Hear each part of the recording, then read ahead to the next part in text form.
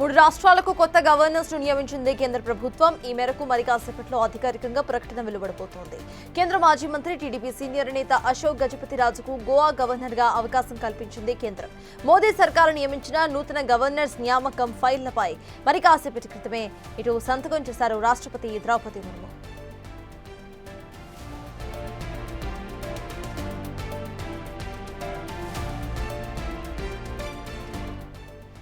ఇదే అంశంపై పూర్తి డీటెయిల్స్ మా ప్రతినిధి శివ అందిస్తారు. శివ, చెప్పండి, 3 కొత్త గవర్నర్స్ ను ఇటు ఎంపిక చేసినట్టుగా తెలుస్తోంది. అసలు అప్డేట్స్ ఏంటి? 3 రాష్ట్రాలకు కేంద్ర ప్రభుత్వం గవర్నర్లను నియమించింది. అంటే హర్యానా గవర్నర్ గా ప్రొఫెసర్ ఆసిమ్ కుమార్ ఘోష్ నియమకయ్యారు. ఇటు ఆంధ్రప్రదేశ్ రాష్ట్రానికి చెందిన టీడీపీ సీనియర్ నేత మాజీ కేంద్ర మంత్రి అశోక్ గజపతిరాజును గోవా గవర్నర్ గా నియమిస్తూ ఇటు రాష్ట్రపతి ద్రౌపది ముర్ము ఒక ప్రకటనతో కూడిన సంతకాలతో కూడిన ఒక ప్రకటన విడుదల చేశారు. ఇటు లడక్ లెఫ్టినెంట్ గవర్నర్ గా గుప్తాకు సంబంధించి నియామకానికి సంబంధించిన ఆదేశాలు ఇచ్చాయి. మొత్తం ఇటు హర్యానా గవర్నర్ ఇప్పటి వరకు ఉన్న తెలంగాణ రాష్ట్రానికి చెందిన బీజేపీ నేత మాజీ కేంద్ర మంత్రి బండారు దత్తాత్రేయ పదవీ కాలం కూడా ముగిపోతున్న ఆయన స్థానంలో హర్యానా గవర్నర్ గా ప్రొఫెసర్ ఆసిమ్ కుమార్ ఘోష్ నియామకం అనేది జరిగింది. ఇటు గోవా గవర్నర్ గా టీడీపీ సీనియర్ నేత ఎప్పటితో టీడీపీలో ఉంటూ కేంద్ర మంత్రిగా పౌర విమానయాన శాఖ మంత్రిగా గతంలో పనిచేసిన అశోక్ గజపతిరాజుకు ఈసారి గోవా గవర్నర్ గా అవకాశం కల్పిస్తూ నిర్ణయం తీసుకుంది. మరోవైపు లడక్ లెఫ్టినెంట్ గవర్నర్ గా కవీందర్ గుప్తాను నియమించారు. ఇక అశోక్ గజపతిరాజు విషయానికి వస్తే టీడీపీకి సంబంధించి మొదటి నుంచి కూడా టీడీపీ పార్టీలో ఉంటూ టీడీపీ పార్టీ అభివృద్ధి కానీ పార్టీ బలోపేతానికి సంబంధించి ఎంతో కీలకంగా పనిచేశారు. ఇక ఇటీవల జరిగిన లోక్సభ ఎన్నికలు కానీ అసెంబ్లీ ఎన్నికలు కూడా ఆయన పార్టీ అభివృద్ధి గెలుపు వరకు బాగా పనిచేశారు. ఆయనకి టికెట్ ఇబ్బంది ఫర్దర్ గా సముచిత స్థానం కల్పిస్తామని తెలిపిన నేపథ్యంలో ఇటు గవర్నర్ గా అవకాశం కల్పిస్తూ నిర్ణయం తీసుకున్నారు. దానికి సంబంధించి రాష్ట్రపతి ద్రౌపది ముర్ము ప్రకటన విడుదల చేశారు. దీనికి సంబంధించి అధికారిక నోటిఫికేషన్ అనేది రాబోతుంది.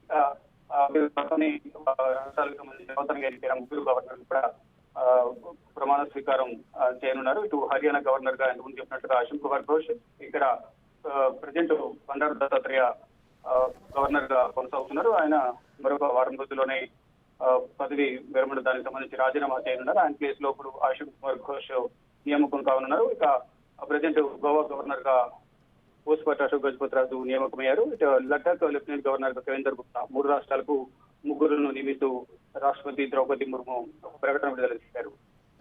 Right, thank you Shiva.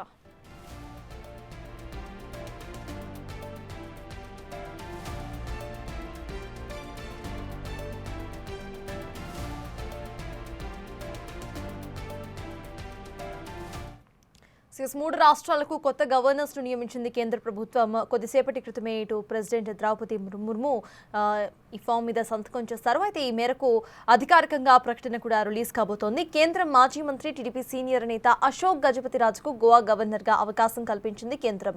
దీనికి సంబంధించిన పూర్తి అప్డేట్స్ ను మా ఎగ్జిక్యూటివ్ ఎడిటర్ అశోక్ అందించడానికి సిద్ధంగా ఉన్నారు. అశోక్, చెప్పండి, ఇటు టీడీపీ సీనియర్ నేత అశోక్ గజపతిరాజుకు గోవా గవర్నర్ గా అవకాశం ఇచ్చినట్టుగా తెలుస్తోంది. ఎలా చూడాలంటారు? అప్డేట్స్ ఏంటి?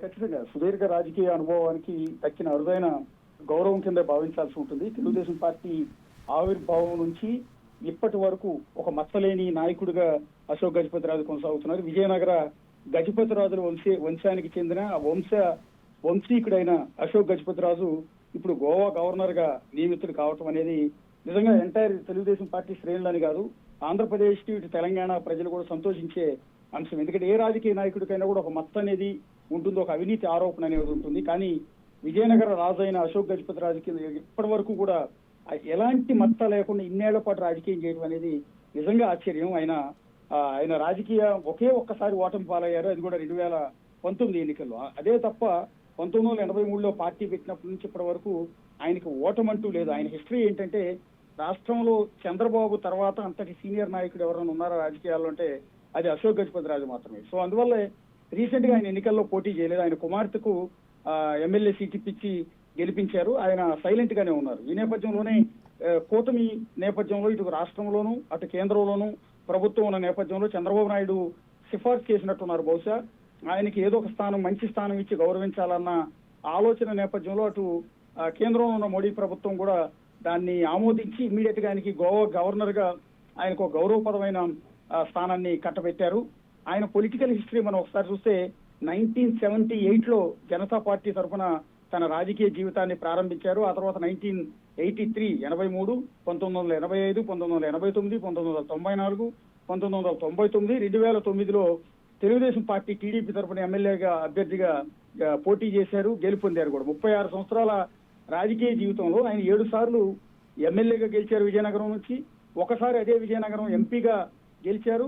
2014, 2019 మధ్య కేంద్ర విమానయాన శాఖ మంత్రిగా కూడా 5 ఏళ్ల పాటు సక్సెస్ఫుల్ గా ఆయన బాధ్యతలు నిర్వహించారు. రాష్ట్రంలో అయితే దాదాపు రాష్ట్ర అసెంబ్లీలో 25 సంవత్సరాల పాటు మెంబర్ గా ఉన్న ఆయన 13 సంవత్సరాల పాటు ఆయన రాష్ట్ర మంత్రిగా పనిచేశారు. పర్టికులర్ గా చంద్రబాబు గవర్నమెంట్ లో కావచ్చు, అటు ఎన్టీఆర్ గవర్నమెంట్ లో కావచ్చు, అందరి దగ్గర కూడా మంత్రిగా పనిచేసిన అనుభవం ఆయనకు ఉంది. వాణిజ్య పనులు, ఎక్సైజ్ శాఖ, శాసనసభ వ్యవహారాల శాఖ, ఆర్థిక ప్రణాళిక, రెవెన్యూ శాఖ మంత్రిగా ఆయన రాష్ట్ర స్థాయిలో పనిచేశారు. కేంద్ర స్థాయిలో విమానయాన శాఖ మంత్రిగా ఆయన పనిచేశారు. 2014 విజయనగరం లోక్సభ స్థానం నుంచి మొదటిసారి ఎంపీగా గెలిచి ఆయన కేంద్ర మంత్రిగా పనిచేశారు. కేంద్ర మంత్రిగా పనిచేసిన 5 ఏళ్లలో కూడా అనేక సంస్కరణలు తీసుకొచ్చారు. ఎలాంటి వివాదాలు లేకుండా 5 ఏళ్ల పాటు విమానయాన శాఖ మంత్రిగా అద్భుతంగా ఆయన పరిపాలించారు. ఒక దశలో ఆయన ఎక్కడి నుంచి ఎక్కడికైనా కేంద్ర మంత్రిగా ప్రయాణం చేయాల్సి వస్తే దట్టు విమానయాన శాఖ మంత్రిగా ఉన్న సమయంలో కూడా తన టికెట్ తానే కొనుక్కుని వెళ్లిన పరిస్థితులు ఉండేవి. భోగాపురం ఎయిర్పోర్ట్ను తీసుకురావడంలో కావచ్చు, విజయవాడ ఎయిర్పోర్ట్ను ఆధునీకరించడం కావచ్చు, ఇలాంటి అనేక రాష్ట్రానికి సంబంధించిన ఎయిర్పోర్ట్ల విషయంలో కూడా ఆయన కీలకంగా పనిచేశారు. రాష్ట్రంలో మరికొన్ని ఎయిర్పోర్ట్లు కూడా ఆయన నిర్మించాలనుకున్నారు. ఆ తర్వాత కూటమి విడిపోవటం 2019లో, ఆ తర్వాత ఆయన ఓటమి పాలవటం, దానివల్ల సక్సెస్ కాలేదు. ఆయన 1950 దాదాపు ఇప్పటి వరకు 7 సార్లు ఎమ్మెల్యేగా గెలిచారు. ఒకసారి ఎంపీగా గెలిచిన ఆయన ఒక సక్సెస్ఫుల్ ట్రాక్ రికార్డు ఉంది. ప్రస్తుతం ఆయన కుమార్తె అదితి గజపతిరాజు విజయనగరానికి ఎమ్మెల్యేగా ఉన్నారు. తండ్రి పూసపాటి విజయ గజపతిరాజు, తల్లి కుసుమ్ మాదగావ్కర్ తో తండ్రి విజయనగర గజపతిరాజు తో ఆయన వారసుడిగా అశోక్ గజపతిరాజు, ఆయన సోదరుడు ఆనంద్ గజపతిరాజు ఉన్నారు. ప్రస్తుతం సింహాచల టెంపుల్లో కూడా ప్రథమ పూజలు వీళ్ళే చేస్తుంటారు. ఎందుకంటే ఆ సింహాచల టెంపుల్ కి ఆయన ప్రథమ ట్రస్టీగా కూడా ఈ ఫ్యామిలీ మొదటి నుంచి కూడా ఉంటుంది. సో ప్రస్తుతం విజయనగరంలోనే ఆయన ఎంటైర్ విజయనగర వారసత్వంగా వచ్చిన తన కోట మొత్తాన్ని కూడా ట్రస్ట్ కి ఇచ్చేసి ఆయన ఒక చిన్న ఇంట్లో, ఆ కోట పక్కనే ఉన్న ఒక చిన్న గెస్ట్ హౌస్ లాంటి ఒక ఇంట్లో మాత్రమే, పురాతనమైన ఇంట్లో మాత్రమే ఉంటారు. ఏమాత్రం లగ్జరీ లైఫ్ కూడా దూరంగా ఉంటారు. ఎప్పటికీ నానో కారులో తిరుగుతుంటారు. అది నిజంగా ఆయన హిస్టరీ. అంత పెద్ద చరిత్ర కలిగిన విజయనగర గజపతిరాజుల వారసుడైన ఆ వ్యక్తి కొన్ని కోట్ల రూపాయలకు అధిపతి, కొన్ని వేల ఎకరాలు ప్రభుత్వానికి ప్రజలకు దానం చేసిన వ్యక్తి ఈ రోజుకు ఒక చిన్న నానో కారులో తిరుగుతుంటాడు. చాలా సింపుల్ లైఫ్. ఎక్కడికైనా సరే ఆర్టీసీ బస్సులోనూ, అవసరమైతే ట్రైన్ లో కూడా వెళ్ళిపోతూ జర్నీ చేస్తూ ఉంటారు. మాన్సాస్ ట్రస్ట్ అనేది ఆయన ఒక దత్తపుత్రిక. ఒక విధంగా చెప్పాలంటే Ashok Gajapathiraju Maharaja Alaknarayan society of arts and sciences అంటే మాన్సాస్ ట్రస్ట్ అనేది ఏర్పాటు చేసి తన వారసత్వంగా వచ్చిన భూముల్ని, విజయనగర కోటని మొత్తాన్ని కూడా మాన్సాస్ ట్రస్ట్ కింద ఇచ్చేసి దానిలో అనేక విద్యా సంస్థలను నడుపుతూ ఉన్నారు. ఫీజులు లేకుండా తక్కువ ఫీజులతో పిల్లలందరికీ కూడా మెరుగైన విద్యని ఆయన అందిస్తూ ఉన్నారు. సింహాచల టెంపుల్ దేవస్థానం ట్రస్ట్ బోర్డు చైర్మన్ గా, అనువంశిక ధర్మకర్తగా కూడా ఆయన సేవలు అందిస్తూ ఉన్నారు. మధ్యలో అనేక రకాల ఇబ్బందులు కూడా పడ్డారు. 2019లో వైఎస్ జగన్ ఆధ్వర్యంలో ప్రభుత్వం ఏర్పడిన తర్వాత ఆయన మాన్సాస్ ట్రస్ట్ చైర్మన్ గాను, సింహాచల ట్రస్ట్ చైర్మన్ గా, అనువంశిక ధర్మకర్తగా ఆయన్ని తప్పించి ఆయన సోదరుడైన ఆనంద గజపతిరాజు కుమార్తె సంచయిత గజపతిరాజును తీసుకొచ్చి ఆ పదవిలో కూర్చోబెట్టి విజయసాయి రెడ్డి కొంత రాజకీయం చేసే ప్రయత్నం చేశారు. కానీ 2021లో హైకోర్టు తీర్పు ద్వారా మళ్లీ తిరిగి మాన్సాస్ ట్రస్ట్ చైర్మన్ గాను, సింహాచల బోర్డు ట్రస్ట్ చైర్మన్ గాను, అనువంశిక ధర్మకర్త గాను తిరిగి విజయం అనేది సాధించారు. ప్రస్తుతం ఇప్పుడు ప్రస్తుతం రాజకీయాల్లో పూర్తి స్థాయిలో దూరంగా లేరు. పార్టీలో కొనసాగుతున్నారు. కాకపోతే ఎన్నికల్లో మాత్రం ఆయన పోటీ చేయలేదు. సో పోటీ చేయకపోయినప్పటికీ తన కుమార్తెని వారసత్వంగా కొనసాగిస్తూనే ఆయన సైలెంట్ గా ఉండి బ్యాక్ ఎండ్ లో పార్టీకి సేవలు అందిస్తూ ఉన్నారు. 1951 జూన్ 26న చెన్నైలో ఆయన జన్మించారు. సో ప్రస్తుతం ఆయన గోవాకి గవర్నర్ గా బాధ్యతలు చేపట్టబోతున్నారు. సర్తార్ అయితే అశోక్, ఈ నియామకంతో ఇటు టీడీపీకి ప్రాధాన్యత ఇంకా పెరిగే అవకాశం ఉన్నట్టుగా చూడొచ్చా? ఖచ్చితంగా కూటమి ఒప్పందంలో భాగంగానే చంద్రబాబు నాయుడు చేసిన సిఫార్సు కావచ్చు, రిక్వెస్ట్ కావచ్చు. ఎందుకంటే ఒక మచ్చలేని నాయకుడైన అశోక్ గజపతి లాంటి వారికి ఏ రాజ్యసభ స్థానమో ఇచ్చి పంపించవచ్చు, లేదా ఎమ్మెల్సీ లాంటిది ఇవ్వచ్చు. కానీ ఆయనకున్న అనుభవానికి, ఆయన చేసే రాజకీయానికి, ఆ మచ్చలేని వ్యక్తిత్వానికి ఆ పదవులు ఎట్టి పరిస్థితుల్లో కూడా సరిపోవు. కాబట్టి ఆయన ఉన్నతమైన స్థానం, అంటే ఇప్పటివరకు ఆయన కేంద్ర మంత్రిగా పనిచేస్తున్నారు, ఎమ్మెల్యేగా పనిచేస్తున్నారు, ఎంపీగా పనిచేశారు, రాష్ట్ర మంత్రిగా పనిచేశారు. అంటే ఆయన చేయని పదవి అంటూ లేదు. అన్నీ అయిపోయిన తర్వాత నెక్స్ట్ లెవెల్ మిగిలింది గవర్నర్ పోస్ట్ మాత్రమే. సో అందువల్ల ఆయన ఖచ్చితంగా గవర్నర్ పదవి ఇవ్వాలి అని చంద్రబాబు నాయుడు కూటమిలో భాగం, ఇప్పుడు కూటమిని లీడ్ చేస్తున్న చంద్రబాబు నాయుడు రిక్వెస్ట్ తో నరేంద్ర మోడీ ప్రభుత్వం ఈ విధంగా ఆయన గవర్నర్ గా సిఫార్సు చేస్తూ రాష్ట్రపతికి పంపడం, రాష్ట్రపతి దాన్ని ఆమోదించడం అనేది జరిగింది. సో ఇదంతా ఖచ్చితంగా టీడీపీ ఆయన చేసిన సేవలకు, అంటే పార్టీ ఆవిర్భావం నుంచి ఇప్పటి వరకు పార్టీకి చేసిన సేవలు కావచ్చు, ప్రజలకు చేసిన సేవలు కావచ్చు, విజయనగర ప్రజలకు చేసిన సేవ కావచ్చు, వీటన్నిటిని గుర్తించి ఆయనకి గవర్నర్ పదవి అనేది ప్రస్తుతం కట్టబెట్టింది. ప్రస్తుతం దీనికి టీడీపీ శ్రేణులందరూ కూడా ఉత్సాహంగా ఉన్నారు. ఇప్పటికీ కేంద్రంలో 2 కేంద్ర మంత్రులుగా ఉన్నారు టీడీపీకి సంబంధించి. ఒకటి పెమ్మసాని చంద్రశేఖర్ కావచ్చు, 2 రామ్మోహన్ నాయుడు. వీళ్ళిద్దరూ కూడా కేంద్ర మంత్రులుగా కొనసాగుతున్న సందర్భంలో ఇప్పుడు అదే టీడీపీకి సంబంధించిన అశోక్ గజపతి రాజుని ఒక రాష్ట్రానికి గవర్నర్ గా పంపడం వెనక అది చంద్రబాబు నాయుడు సిఫార్సుతో ఇదంతా జరిగిందని మనం భావించాల్సి ఉంటుంది.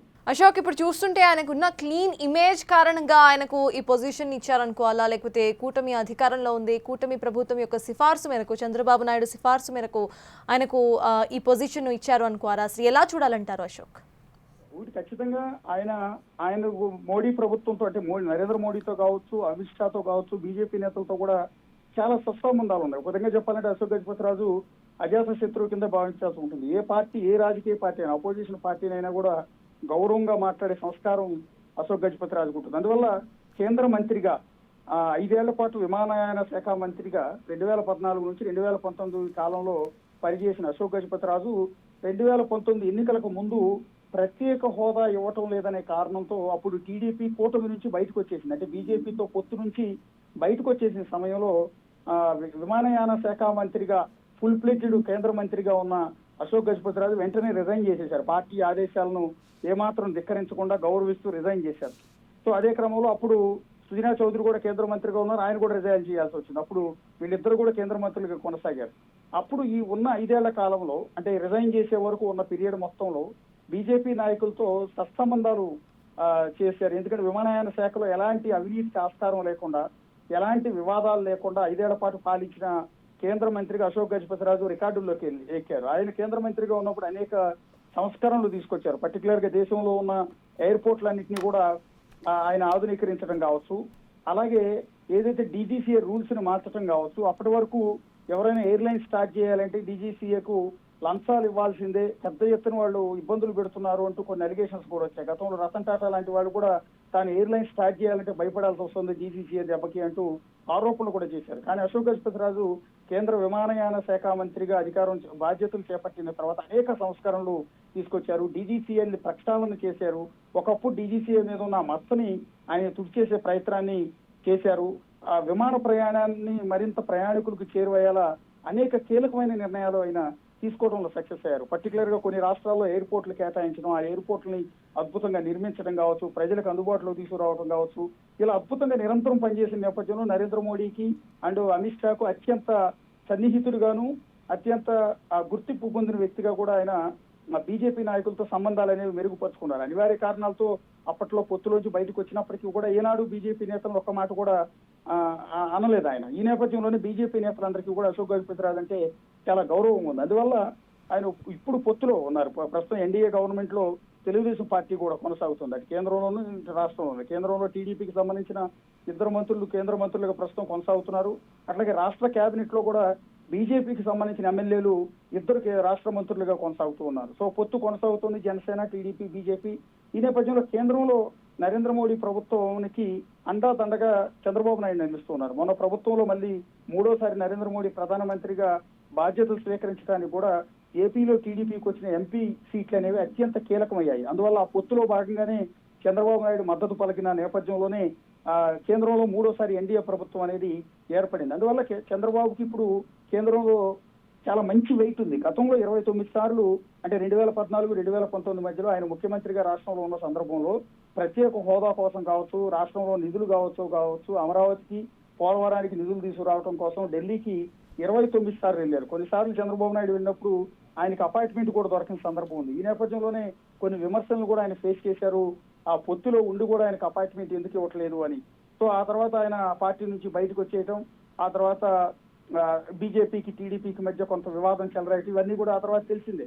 సో ఇలాంటి పరిస్థితుల నేపథ్యంలో ఆనాడు అశోక్ గజపతి రాజు అనేది పదవికి రాజీనామా చేసి బయటకు వచ్చేయాల్సి వచ్చింది. అందువల్ల సో అశోక్ గజపతి రాజుకి మళ్ళీ ఇన్నాళ్ళకి మళ్ళీ ఇప్పుడు కేంద్రంలోనూ ఇటు రాష్ట్రంలోనూ కూటమిలో కొనసాగుతున్న టీడీపీ ఇప్పుడు అశోక్ గజపతి రాజు లాంటి వ్యక్తికి గవర్నర్ పదవి కావాలి అని చేసిన ఒక రిక్వెస్ట్ మేరకు ఇప్పుడు అశోక్ గజపతి రాజుకి గోవా గవర్నర్ గా ఆ పదవి అనేది అప్పగించడం జరుగుతోంది. Right, thank you Ashok.